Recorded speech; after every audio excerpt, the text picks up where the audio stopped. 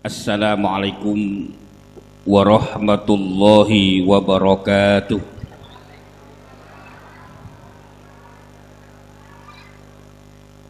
Alhamdulillahi wassalatu wassalamu ala rasulillah wa ala alihi wa sahbihi wa mawalah wa la hawla wa la quwwata illa billah, amma ba'd.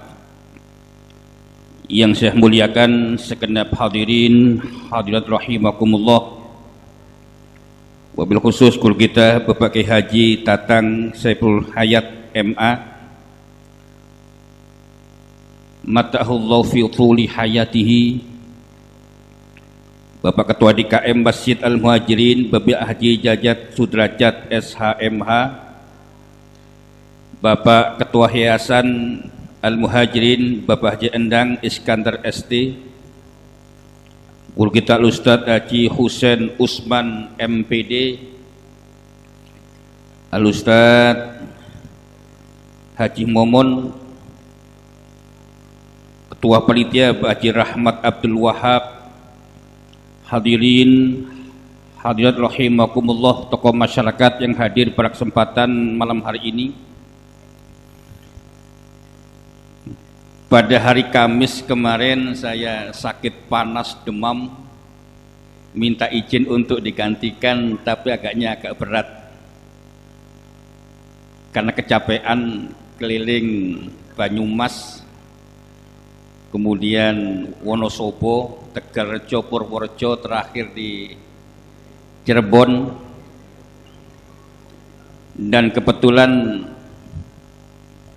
alhamdulillah harusnya tanggal 4 kami berangkat ke Turki, Maroko dan Spanyol, diundur tanggal 21 April. Alhamdulillah mundur karena ada teman MUI daerah belum mendapatkan visa Spanyolnya. Bapak Ibu sekalian, pada kesempatan hari ini saya tidak biasanya ceramah dengan menggunakan Infokus, namun karena kondisi yang kurang sehat saya minta bantuan Infokus agar tidak terlampau capek. Langsung saja, langsung ke gambar.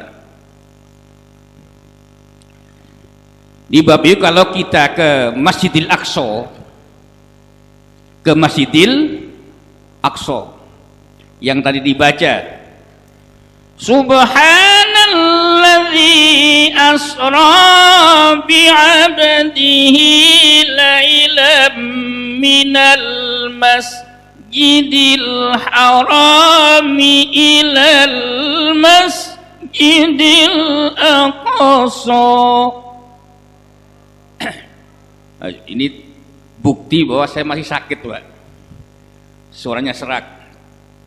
Jadi kalau kita masuk Masjidil Aqsa, sebelum masuk sebelah kiri ada makam.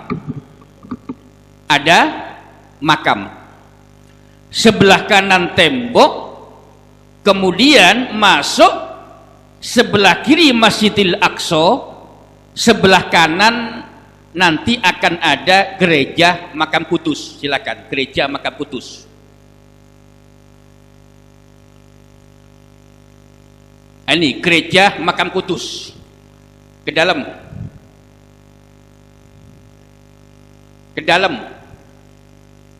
Nah, ini di dalam gereja Makam Kudus. Rupanya Bapak Ibu sekalian, yang tidak khusyuk bukan hanya orang Islam, non Muslim pun kadang ketika sembahyang nggak khusyuk tuh, loh. Ada pakai handphone tuh. Nah, yang ingin saya katakan bahwa ke Masjidil Aqsa, jangan makan. Nah, di Masjidil Aqsa ini Bapak Ibu sekalian, mazhab ibadahnya menggunakan mazhab Syafi'i. Syafi'iyan mazhaban wa Asy'ariyan akidatan. Di akidahnya bermadhab Asy'ari, fikihnya Syafi'i. Kalau di sini masjidnya kalau subuh kunut, habis kunut kemudian salam, setelah salam ada zikir berjamaah, terus doa bersama. Jumatan adzan 2 kali. Tapi yang ingin saya sampaikan, setiap rakaat kedua sholat zuhur, siratal ladzina an'amta alaihim ghairil maghdubi alaihim waladdallin, amin. Terus imam tidak langsung baca. Dalam mazhab Syafi'i itu imam tidak langsung baca. Imam berhenti sejenak, memberikan kesempatan makmum untuk membaca Al-Fatihah. Setelah itu, Bismillahirrahmanirrahim. Rakaat kedua. Hal ataka haditsul ghashiyah wujuh yawma idzin khashi'ah teng teng teng teng, gitu. Dari mana bunyi lonceng itu? Dari gereja Makam Kudus. Silakan gereja. Dari sini. Jadi orang Islam setiap rakaat kedua sholat Jumat mendengar lonceng berbunyi dan keras. Tapi sebaliknya, teman-teman kita yang non muslim, yang Nasrani, pasti mendengar suara azan zuhur dan azan asar di saat mereka beribadah. Lagunya begini, Masjid Al-Aqsa. Allahu Akbar, Allahu Akbar. Kurang lebih begitu. Jadi yang muslim mendengarkan lonceng berbunyi, yang orang teman-teman di gereja mendengarkan suara azan zuhur dan asar. Dan tidak pernah ribut. Enggak pernah ribut. Langsung. Nah, kemudian satu tembok dengan Masjidil Aqsa itu ada tembok ratapan. Bahasa Arabnya Bet Quds, yang diyakini oleh orang-orang Yahudi sebagai rumah suci. Dan orang Islam disinilah, maaf, masuk lagi. Nah itu kan Masjidil Aqsa. Nah itu. Nah, bukan yang tadi. Terus. Nah ini. Nah, di situ Rasulullah Mi'raj dari tembok itu sebelahnya. Itu, Pak. Nah, yang ingin saya katakan pula bahwa orang-orang Yahudi ketika hari Sabtu kayak hari ini, zuhur, asar, maghrib, isya, yang sudah pasti mereka persiapan sembahyangnya asar, maghrib sampai isya, mendengarkan 3 azan. Azan asar, azan maghrib, dan azan isya. Itu, Pak. Tapi juga begitu, tidak pernah diprotes oleh orang-orang Yahudi. Tidak pernah diprotes. Itu yang sering saya bilang, toleransi di bumi para nabi. Ditoleransi di bumi para nabi. Saya tanya dulu, antara tembok ratapan dengan Masjid Al-Aqsa dulu mana? Dulu mana Masjidil Aqsa dengan tembok ratapan? Karena dia pada zaman Nabi Sulaiman bin Daud dipakainya. Nabi Sulaiman bin Daud.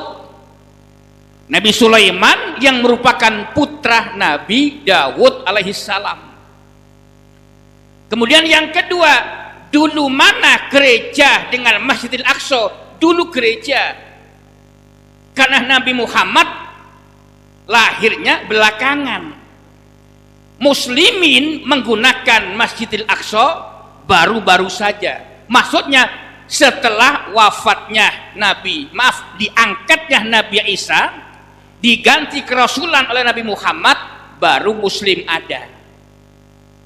Kan begitu. Dan tidak pernah ribut. Lanjut. Itu Pak nih. Sholatnya orang-orang Yahudi. Pak Taufik kenapa menggunakan kata sholat? Iya. Orang-orang Nasrani di Saudi, orang Yahudi di Saudi, orang Islam di Saudi menggunakan kata sholat sama. Ya karena saya produk Saudi. Nggak percaya silakan nanti Bapak ke kota Riyadh, nanti ke gereja, bertanya, "Madza ya'malun?" Apa yang mereka kerjakan? "Hum yusalluna fil kanisa." Akan begitu. Oh, mereka sholat di gereja. Jadi orang Nasrani menggunakan kata sholat, orang Yahudi menggunakan kata sholat, orang Islam menggunakan kata sholat. Tak ubahnya bahasa Jawa misalnya, fake nang di sembahyang, neng langgar, itu kan? Fake badeka mana? Badeka musola, itu ya. Kalau Sunda apa musola? Langgar. Langgar juga. Ya sama. Makanya mohon maaf, saya pernah diprotes, Ustadz, jangan pakai bahasa panjenengan, pakai anak antum saja dah, akhi, akhuk. Ya sama aja. Orang Kristen di Saudi menggunakan kata anak antum, orang Yahudi menggunakan anak antum, ya sama gitu loh. Kenapa? Bahasa Arab. Ya tentu ketika saya ngomong sama orang tua saya, Bapak baca teng pundi, kan lebih halus tuh. Mosok pakai bahasa Pak nang di awakmu, lah kan kurang ajar gitu Pak. Jadi ini, jadi ketika orang Islam sholat pasti mendengar lonceng berbunyi, orang Kristen sembahyang mereka pasti mendengarkan azan duhur dan asar, orang Yahudi pasti mendengar sholat asar, maghrib dan isya, dan tidak pernah bertengkar di situ. Lanjut. Itu Pak modelnya mereka sembahyang tuh. Lanjut. Baik, sekarang kita ke makam Nabi Daud. Satu tempat itu ada 3 tempat suci. Anggap saja Masjid Al-Muhajir ini, di lantai dasar ada makam Nabi Daud alaihissalam. Di lantai 2 ada musola. Di depan sana lantai 2 ada gereja. Satu lokasi ada 3 tempat ibadah. Kita lihat ke dalam. Ini makam Nabi Daud alaihissalam. Yang sebelah sini ini Yahudi, orang Yahudi. Sebelah saya orang Yahudi, sebelah sono orang Nasrani Protestan. Yang Muslim lagi selfie itu. Yang ingin saya katakan bahwa syariat ziarah kubur itu ada pada syariat nabi-nabi terdahulu, baik Nabi Musa, Nabi Daud, Nabi Sulaiman. Agama Yahudi ada ritual syariat ziarah kubur, Nasrani ada ziarah kubur, Muslim pun ada ziarah kubur. Hanya bedanya sedikit tata cara. Kita lihat nih. Orang Yahudi ziarah kubur sedang membaca kitab Taurat. Kitab Taurat. Tak ubahnya orang Islam membaca kitab Al-Quran di sisi makam. Terus yang sebelah lagi cukup berdoa. Yang sono gak hafal Injil akhirnya cukup berdoa. yang pakai topi sudah selesai ya selfie. Jadi Pak, 3 agama ada syariat yang sama, ziaratun kubur. Nah kalau kita kan assalamualaikum dara qaumin mu'minina wa inna insyaallah bikum lahikun, kan begitu. Dan kita Sahih Muslim, assalamualaikum dara qaumin mu'minina wa inna insyaallah bikum lahikun, antara lain. Hadis yang lain, assalamualaikum ya ahlal kuburi wa nahnu insyaallahu bikum lahikun. Imam Baihaqi meriwayatkan, assalamualaikum ya ahlad diyari salamun bima sabartum fa ni'ma uqbaddar. Jadi tata cara masuk kubur salamnya tidak satu yang Nabi ajarkan, tapi yang jelas agama Islam punya syariat ziarah kubur, Nasrani punya, Yahudi juga punya. Dan akor Pak, satu makam diziarahi 3 pemeluk agama, Yahudi, Nasrani, Muslim. Lanjut. Nah di lantai 2 musola di lantai 2. Di lantai pertama tempatnya orang Yahudi sembahyang, makamnya Nabi Daud. Di lantai 2 ada musola juga. Ada tulisan Bismillahirrahmanirrahim. Lanjut. Ini ayat kursi. Ayat kursi yang masih belum ada titik dan harokatnya, sebagai bukti bahwa Al-Quran pada masa sahabat masih belum ada titik-titiknya. Tidak ada bedanya ba, ta, sa, nun, jim, ha, tidak ada bedanya. Kenapa? Karena musolah ini mulai dipakai sejak masa Khalifah Umar bin Khattab radhiyallahu anhu. Lanjut. Sekarang kita ke kota Hebron. Di Hebron ini dalam satu masjid ada 5 makam. Satu masjid. Namanya Masjid Ibrahim. Ada masjid yang pertama makamnya Nabi Ishak. Ini Pak nih. Ini imam. Nabi Ishak, ini istrinya. Di dalam masjid. Bukan di luar, di dalam. Kalau nggak percaya, ayo ngajak saya ke sana. Bayarin. Gitu Pak. Dalam satu masjid ada 5 makam. Di tiang itu Nabi Ishak, di sini istrinya Siti Rifqo. Terus Siti Sarah, bahasa saya di tempat AC sebelah sana. Siti Sarah. Terus Nabi Yusuf di tiang sebelah sini. Nah, bapak yang sandar Nabi Yusuf. Terus Siti Rifqo di sini, Siti Rifqo tiang belakang ini Pak, berdampingan dengan suaminya. Tapi nggak dibongkar Kiai, nggak dibongkar. Bagaimana orang-orang Islam sholat tetap menghadap kiblat, tidak menghadap makam gitu loh Pak. Lah kan banyak orang Wahabi nggak mau sholat kalau di samping masjid ada makamnya, kan begitu.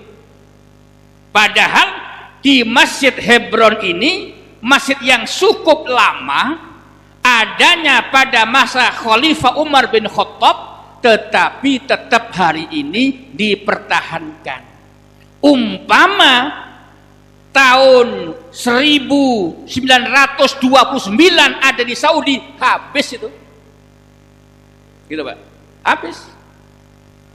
Lanjut. Nah, makam Nabi Ibrahim ada di ibu yang sana, tiang itu, ibu jilbab putih itu. Nah, di situ makam Ibrahim, Nabi Ibrahim. Di satu masjid ada 5 makam. Lanjut. Ada pos penjagaan pintu Masjid Ibrahim. Nah, orang Islam di sini Pak menyedihkan. Sholatnya bebas, azan berkumandang keras, tetapi listrik dibatasi, air terbatas, kehidupan hampir mati. Bapak Ibu kalau tahu kota legenda wisata Cibubur, legenda wisata Cibubur, rumahnya rata-rata bagus seperti itu, lantai 2. Tapi rumah yang bagus itu sekarang tinggal ornamen-ornamen saja, yang tampak hari ini lusuh, kotor, kering, sepi. Kenapa? Dalam penjajahan Israel. Dijaga ketat Pak. Lanjut. Ini ada di makam Rabi'atul Adawiyah. Di makam Rabi'atul Adawiyah, ulama pada masa tabi'in yang sezaman dengan Imam Hasan Al-Basri, itu satu tembok dengan gereja. Dengan gereja yang jelas milik non-muslim, milik Nasrani, satu tembok. Makamnya. Terus kita lihat. Nah, ini telapak kaki Nabi Isa alaihissalam di dalam musolahnya Nabi Isa. Ditetap ternyata Nabi Isa disebutnya musolah. Tempat musolah apa itu? Tempatnya sholat. Kita lihat dalam terus. Nah ini Pak, musolah Nabi Isa. Bu, lihat. Kayak musolah beneran kan Bu? Iya betul. Kayak musola zaman jadul dulu kan ya? Iya kan? Tuh. Sama persis dengan musola kita dulu. Bentuknya juga sama. Kenapa? Ya Tuhannya sama. Nabinya juga Nabiullah. Hanya beda masa kenabian. Nabi Muhammad khatabul anbiya wal mursalin, Nabi Isa menjelang akhir, itu kan? Gitu, sama. Dan ini sekarang tidak dipakai lagi karena untuk dimuseumkan. Jadi menggambarkan betapa indahnya perbedaan waktu itu di sana antara musola Nabi Isa, musola Rabi'atul Adawiyah, bahkan makamnya Rabi'ah berjejer dengan tempat sembahyangnya non muslim di sana. Hari ini gereja dibangun sendiri, masjid dibangun sendiri, tapi tetap tidak jauh. Jadi kalau mas Jumatan, Allahu Akbar, Allahu Akbar, yang jualan kopi, jualan teh non muslim. Jadi yang jualan kopi, teh, roti ketika hari Jumat non muslim lebih dominan. Tapi ketika hari Ahad yang jualan muslim. Gantian Pak. Lanjut. Nah, ini di Masjid Umar bin Khattab. Ini saya bersama mantan teroris namanya Ken Setiawan. Ini asal NII Az-Zaitun. Ken Setiawan ini orang Lampung, tapi aslinya dari Jawa Tengah. Aslinya Jawa Tengah. Orang tuanya transmigrasi ke Lampung, asal Boyolali. Dia perekrut terbanyak dan terbaik NII waktu itu. Terus sekarang sudah bertobat. Namanya Ken Setiawan. Silakan nanti di YouTube lihat Ken Setiawan. Mantan teroris. Yang di tengah itu Imam Masjid Umar bin Khattab. Yang ingin saya katakan, Masjid Umar bin Khattab ini tidak jauh dengan gereja Nativity, tempat lahirnya Yesus tempat lahirnya Nabi Isa. Kita lihat terus lanjut. Nah ini Pak, jadi kalau kita masuk pas sebelah kanan Masjid Umar bin Khattab, masuk ke dalam gereja Nativity, satu areal hingga hari ini, depan Jalan Buntu. Jadi masjid, gereja. Nah cerita dari masjid ini Pak, ketika sahabat Umar menjadi khalifah dengan panglima yang terakhir, Khalid bin Walid menjabat panglima yang terakhir pada masa Khalifah Umar bin Khattab sebelum pensiun. Khalid bin Walid, panglima yang tak pernah kalah itu, berhasil menaklukkan Syam, diantaranya adalah Palestina. Nah ketika berhasil menaklukkan tanpa perang, pendeta agung mengatakan, wahai Panglima Khalid, saya ingin menyerahkan kunci gereja ini langsung kepada Khalifah Umar bin Khattab. Singkat cerita, Khalifah Umar berangkat ke Bethlehem. Nyampe di sana, pendeta agung bertanya, ya Khalid, aina Amirul Mukminin? Kemana pemimpin kita? Kenapa Pak? Karena Khalifah Umar tidak menggunakan pakaian kebesaran. Raja-raja Romawi, raja Persia kan menggunakan kebesaran. Tunggangannya gajah. Kalau onta-onta paling besar, dengan di kepalanya ada topi-topi kebesaran. Lah sahabat Umar tidak, hanya menggunakan gamis, udeng-udeng. Apa udeng-udeng gitu? Apa udeng-udeng gitu Pak? Sorban, pedang biasa, kuda biasa. Jadi kendaraan Khalifah Umar bukan Pajero tapi Ayla, bukan Fortune, Avanza. Maksud saya tidak menggunakan kuda yang paling gede, tidak menggunakan onta yang hebat, tidak, apalagi gajah. Dan pakainya biasa-biasa saja. Dzalika khalifatuna, itu pemimpin kita. Takjub. Oh, ternyata Khalifah Umar yang ku dengar hebat, kuat, tapi sederhana. Betul ternyata. Pemimpin yang merakyat, pemimpin yang berpola hidup sederhana, tidak menampakkan kemewahan. Akhirnya sahabat Umar bin Khattab keliling tuh, keliling gereja, tempat di mana Nabi Isa dilahirkan, di mana Siti Maryam bertelakan, di mana Nabi Isa sama ibundahnya yang waktu dia masih kecil mendapatkan Al-Maidah, hidangan itu. Singkat cerita, hana waktu zuhri, hana waktu zuhru, datanglah waktu zuhur. Yang ngasih tahu waktu zuhur pendeta agung.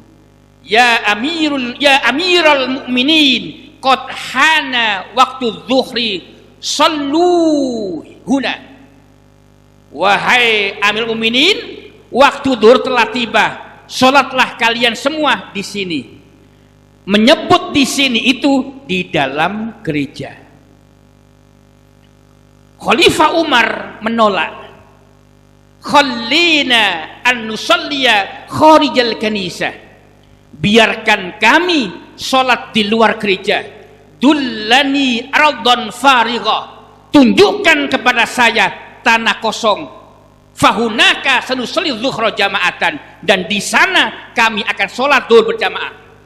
Akhirnya ditunjukkanlah tanah kosong yang sekarang menjadi Masjid Umar bin Khattab. Nah ini Masjid Umar bin Khattab.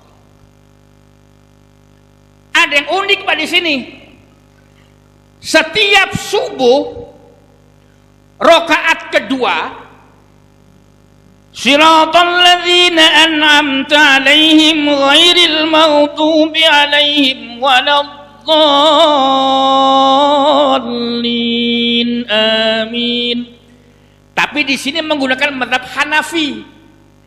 Kalau di Masjidil Aqsa mazhab Syafi'i. Kalau di sini mazhab Hanafi. Begini mazhab Hanafi itu.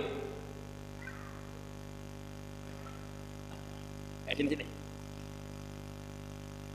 Ya. Di mazhab Hanafi itu begini. Ini dulu. Mazhab Hanafi begini, Bu. Jadi mengangkat tangannya sejajar dengan daun telinga atau menempel telinga kayak Imam Syafi'i. Allahu Akbar. Tapi meletakkannya di bawah pusar.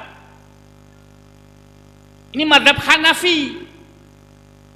Makanya jangan kaget Bapak kalau ke Mesir, ke Afghanistan, ke Chechnya, ke Xinjiang Cina, itu di sana menggunakan mazhab Hanafi. Allahu Akbar. Gini. Kita yang kurang ilmu, itu kok begitu ya? Begitu. Kenapa kurang ilmu? Tapi coba kalau ini, maka penting belajar fikih perbandingan mazhab biar nggak kaget. Oh, dia orang Mesir, banyak kan begitu. Allahu Akbar.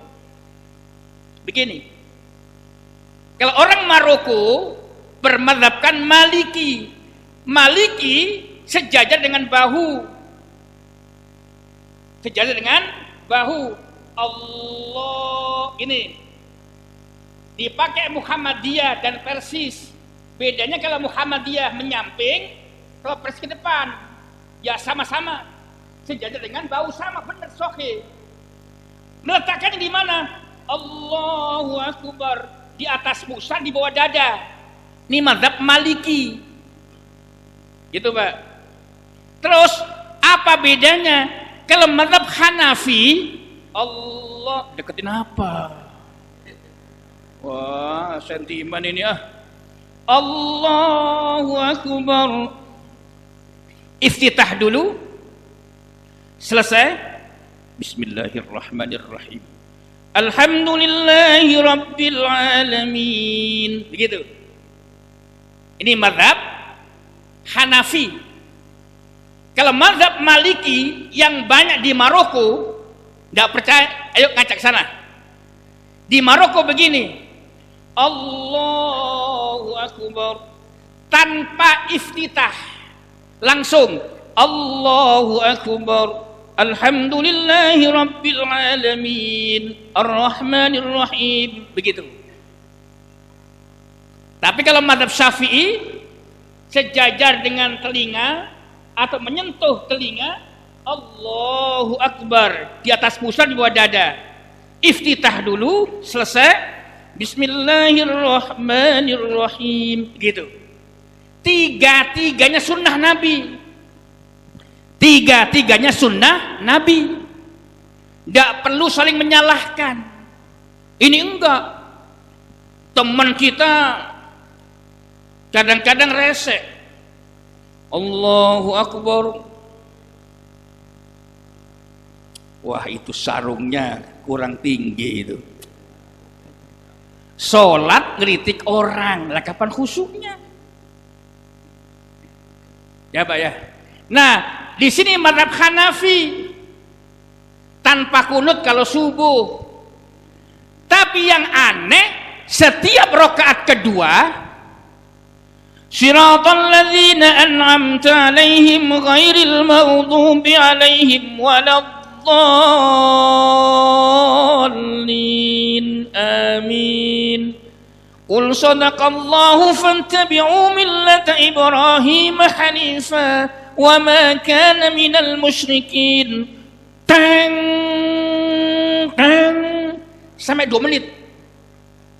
Lonceng berbunyi dari mana? Dari gereja Nativity.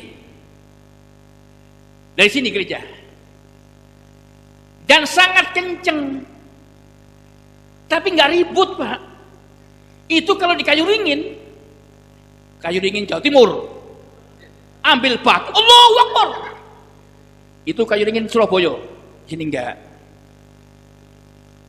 Gitu Pak.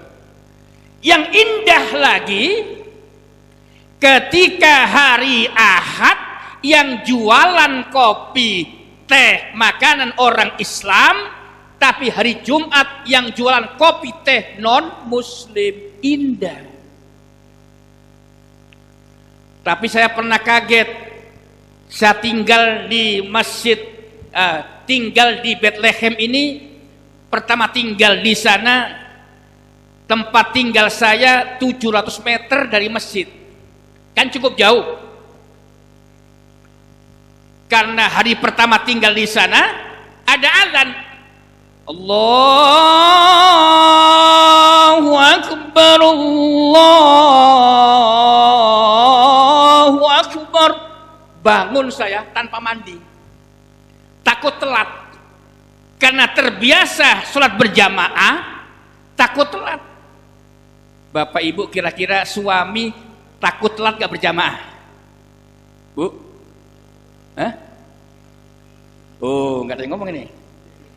Kira-kira bapak-bapak takut telat nggak kalau berjamaah? Takut, alhamdulillah takut. Alhamdulillah. Takut telat. Nyampe masjid kosong, nggak ada orang. Masuk ke masjid. Masjid. Nah, masuk masjid kosong, nggak ada orang.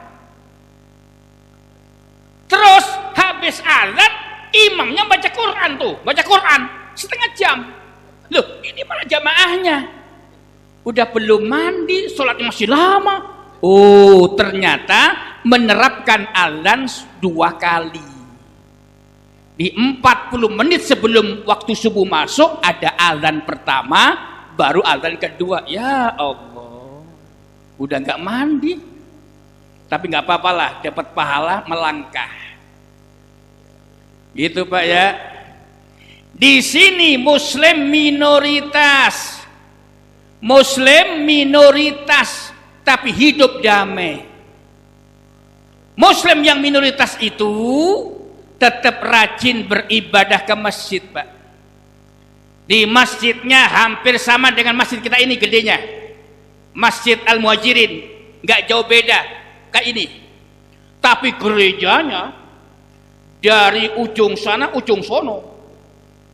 Emang pusatnya Nasrani di sana. Tapi alhamdulillah azan 5 waktu keras nggak ada masalah. Muslim 5 waktu berjamaah nggak ada problem. Nah, kita yang di Kayu Ringin alhamdulillah tidak ada problem juga, nggak ada perang. Betul. Coba Pak, maaf, waktu saya tinggal di Libanon, waktu kuliah di nama kampusnya Global University, pas ngaji tafsir Pak Kiai, tiba-tiba bom meledak, itu peluru kendali sebesar ini Pak, merontokkan. Untung nggak kena tiang masjid, yang kena hanya tembok. Untung juga tidak satupun kena bom. Masya Allah. Akhirnya kami bubar pengajian waktu di Libanon. Tidak enak menjadi negara yang konflik, tidak enak menjadi negara yang berperang. Maka syukuri kita punya Indonesia, mudah-mudahan tetap aman insya Allah. Nggak enak Pak. Saya 3 kali ke Syria, mang tugasnya kan di BNPT, di Mabes Polri, nangani teroris. Orang Indonesia yang ada di Syria hari ini yang sudah divonis 676 orang. Orang Indonesia yang terlibat ISIS 676 orang. Itu yang selesai divonis, belum yang lain. 333 orang perempuan, 315 usia anak remaja belum dewasa. Gitu Pak. Tidak enak. Makanya di Masjid Al-Muhajirin subuhnya dingin, enak. Allahu Akbar, Allahu Akbar. Kira-kira waktu azan subuh di masjid ini penuh nggak kira-kira? Penuh. Alhamdulillah. Di masjid ini Pak, ketika sebelum azan berkumandang, azan yang kedua sudah penuh. Di muslim minoritas mereka penuh. Apalagi Masjidil Aqsa yang punya keistimewaan itu Pak. Bagaimana upaya kita? Upaya kita mencontoh para sahabat yang miskin, yang kaya, rakyat biasa, pejabat negara, sebelum ada azan sudah punya wudu nunggu azan. Sahabat Nabi yang kaya Utsman bin Affan sebelum azan berkumandang sudah punya wudu nunggu azan. Sahabat Bilal yang miskin, orang miskin yang tidak pernah telat berjamaah. Sahabat Nabi yang pengusaha Abdurrahman bin Auf, pengusaha yang tidak pernah telat berjamaah.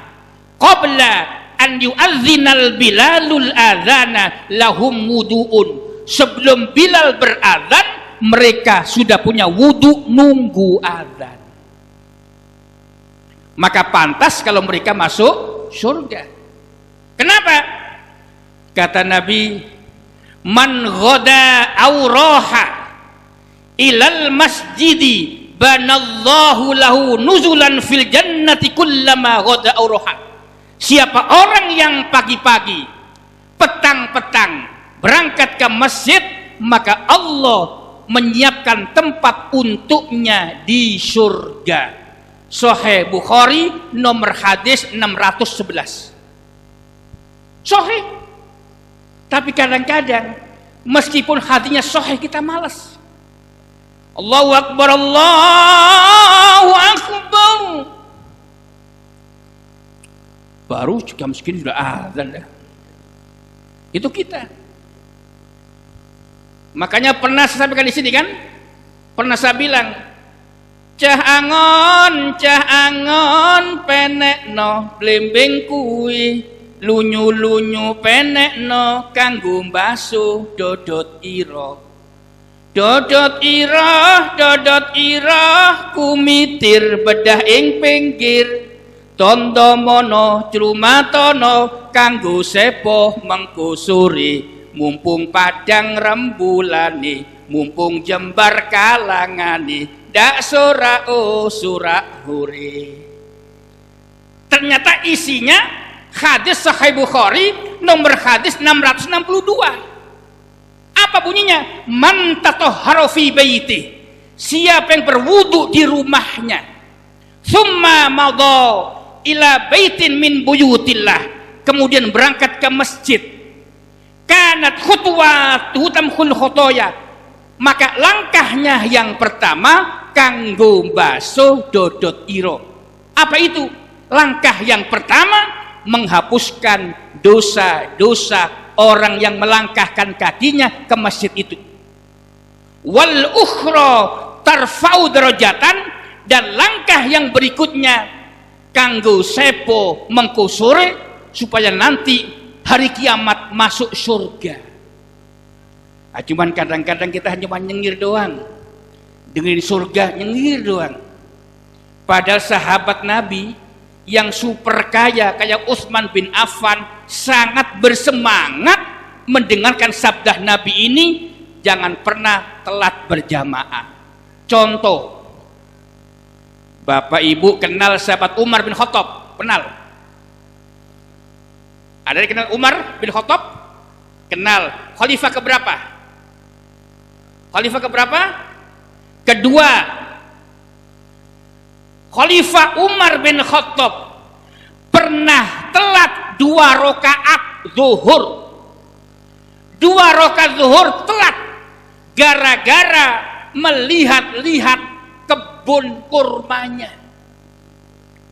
Sampai di Masjid Nabawi telat 2 rakaat nangis sambil sholat Allahu Akbar, matanya meneteskan air mata. Tes. Zaman dulu Masjid Nabawi belum ada tikernya, belum ada keramiknya, masih gundukan pasir. Netes, tes sampai basah tuh depan Umar bin Khattab.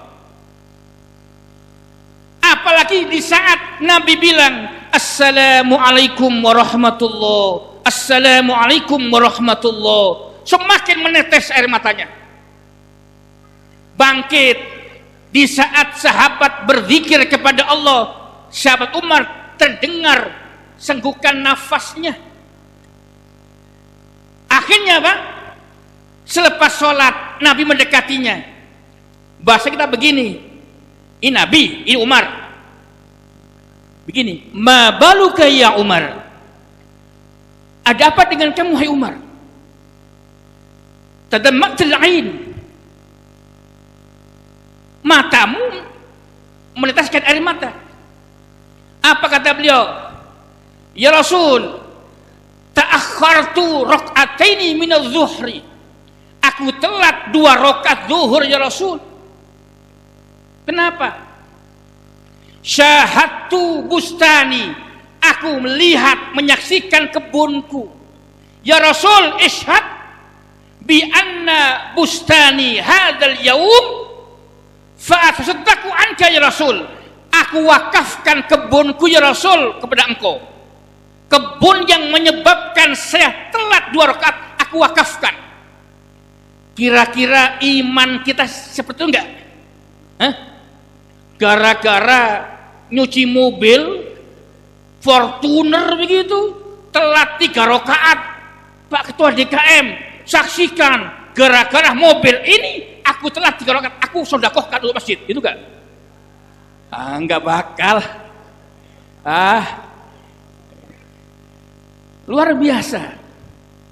Maka mudah-mudahan meskipun enggak bakalan, minimal tergugah. Besok subuh jangan gitu. Lanjut. Belum. Akhirnya Pak, sahabat Umar dikasih tunjuk tanah kosong. Nah, tanah kosong itulah yang sekarang menjadi Masjid Umar bin Khattab.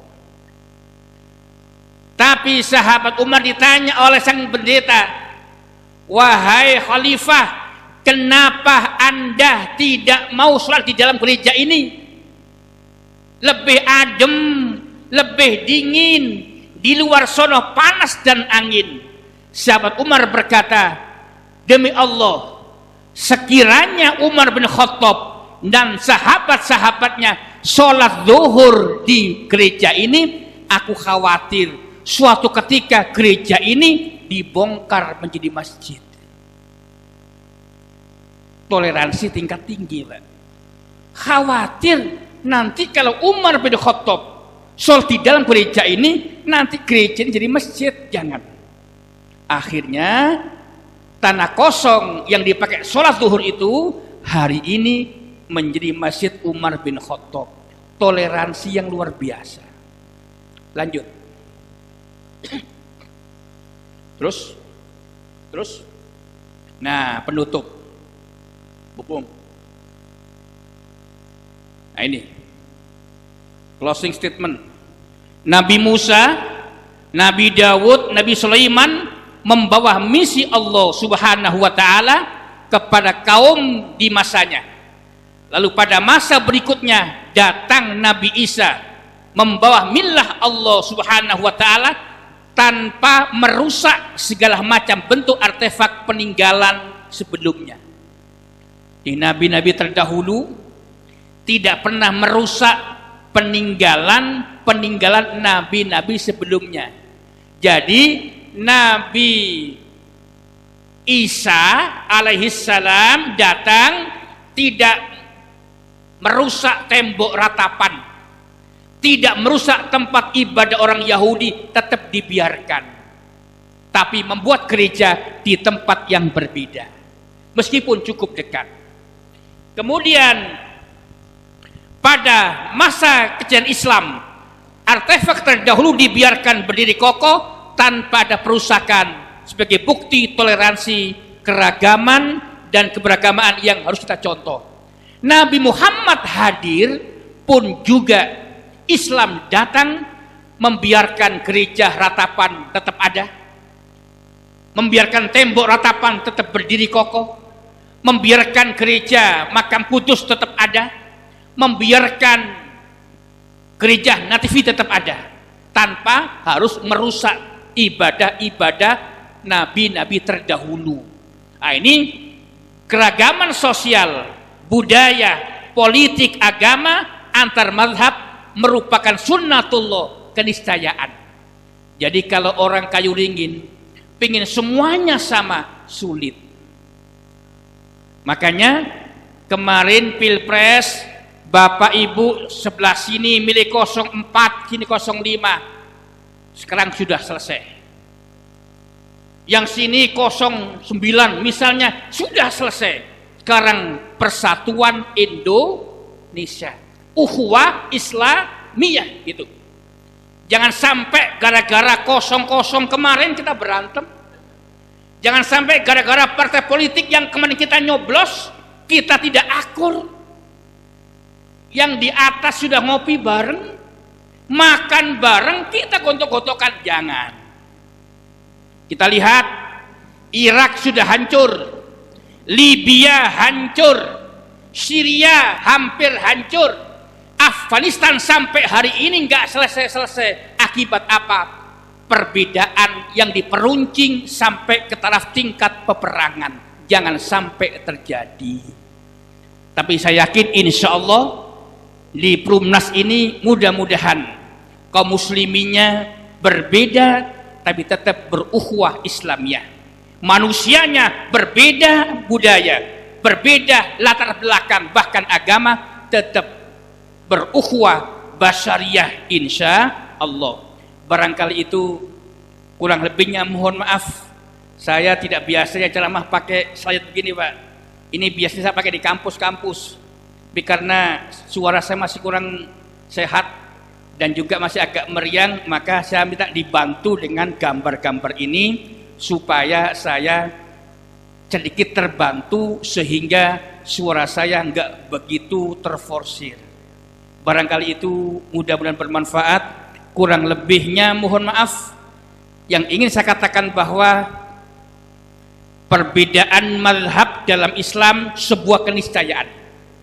Perbedaan budaya sebuah keniscayaan. Perbedaan partai politik sudah pasti terjadi. Tapi bagaimana yang berbeda-beda itu tetap bisa bersatu, tetap berukhuwah Islamiyah, berukhuwah basyariyah, berukhuwah watoniyah. Insya Allah umat Islamnya, umat Indonesianya akan tetap jaya kapanpun dan sampai kapanpun insya Allah. Jangan sampai berantem gara-gara pilihan yang berbeda. Barangkali itu kurang lebihnya mohon maaf. Yang terakhir, terima kasih atas kepercayaan dari Masjid Al-Muhajirin, Yayasan Al-Muhajirin yang telah menyekolahkan, memondokkan anak asuhnya ke tempat kami. Tapi harapan saya begini Pak, harapan saya anak santri yang dari Babelan sudah banyak yang hafal Quran 30 juz, sudah banyak yang keluar negeri. Saya pengen dari Kayu Ringin ada yang begitu. Di anak Babelan itu sudah banyak yang hafal 30 juz, ada yang ke Al-Azhar Kairo Mesir, ada yang ke Yaman.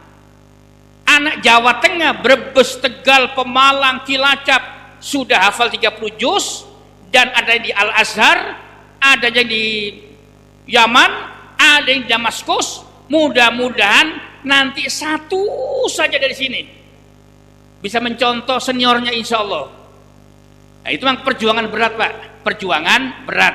Tapi yang jelas para donatur yang terlibat langsung atau tidak langsung insya Allah mendapatkan pahala yang terbaik dari Allah Subhanahu wa taala insyaallah. Mudah-mudahan dari anak asuh kita di sini kelak menjadi pemimpin bangsa insyaallah. Wallahul muwaffiq ila aqwamit thoriq. Assalamualaikum